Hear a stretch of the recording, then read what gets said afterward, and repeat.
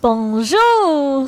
Ye! Ato amin'ny fashion tips ihany amin'izao fotoan'izao a dia ny lohahevintsika an'io dia ny hoe date!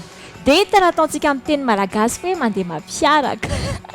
Mandeha mampiaraka, hafakely izy amin'ny teny gasy.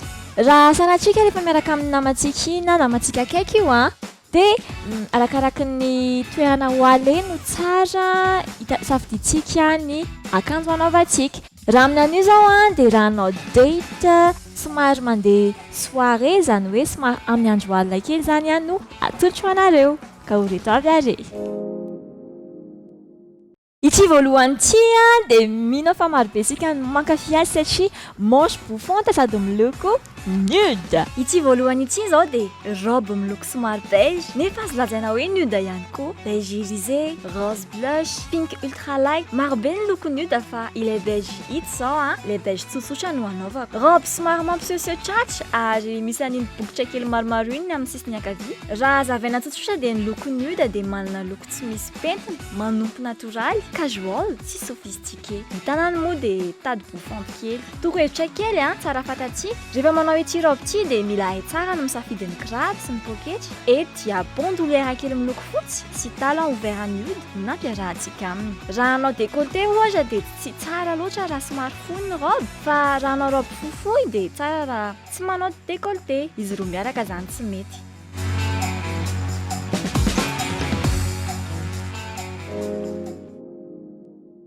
Teotsika zao somary nanao robe somary fohifohy a nefa mahafatifaty kely. Fa ity manaraka ity a dia somary pataloha indray fa tsy ilay pataloha reny a fa combi pataloha, combi pantalon a izay miloko mena sy mainty indray izy eto a. Combi mena sy mainty indray ity manaraka ity. Tsara foana moa no misafidy ny akanjonao amin'ny alalan'ny toetr'andro a sy ny vaninandro. Raha somary mangatsiatsika zao ny andro dia tena mety aminao ity iray ity. Ny tanany moa dia manche bouffante. Miverimberina matetika eto amin'ny fashion tips koa ity manche bouffante ity. Eny satria mbola tsy mety le filaza mihitsy izy reto. No sady la mode be, kiraro mainty moa no nampiarahantsika taminy. Eto moa dia misy an'iny dentelle menamena iny na ny moron'ny tanany azy. Raha eny amin'ny toeram-pisakafoana mihaja be ireny zao dia tena mety aminao ity pôzy ity. Izao ilay sady matroka, tsotra no mihaja.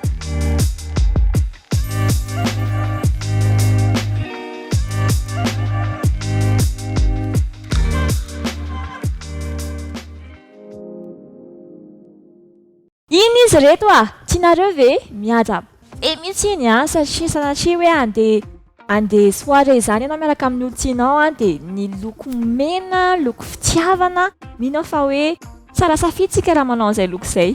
Dia ity manaraka ity indray somary tsotsotra e. Za moa rehefa mamety torohevitra anareo a dia tiako foana hoe tsika mantsy samy manana ny safidiny. Mety hoe somary misy ny somary extravagante kokoa izy a, misy nefa somary tsotsotra. Dia raha ny mety tsotsotra ianao a dia ity manaraka ity mety aminao satria tahaka ity robe ity miloko fotsy misy voninkazo mafy kely morony tongony mitafy akatry ety ambonimbony. Izay indray ity robe manaraka ity maivana tsotra raha ity robe ity. Mba hatoko tena tsara ianao dia ilaina no misafidy ny akanjo tsara ary ilay tena mifanaraka amin'ny toetranao no misafidiananao azy. Izany hoe raha somary extravagante ianao dia izay no safidinao. Fa ity robe ity zao ho an'ny olona somary tsotsotra, tso-piainana. Atao tsara ny volo a, vitao tsara ny maquillage, tandremo ny seriny, tsy adino ny manicure, ny pédicure, ny ranomanitra dia vonona tsara e. Tsara fantatrao fa voalohany indrindra dia mila ianao aloha no tia ny tenanao, izany hoe misafidy ny akanjo anaovanao dia ny olona miaraka aminao tokony mankasitraka izay pôzinao izay sy fomba fiakanjonao izay. Izay ilay fitiavana e.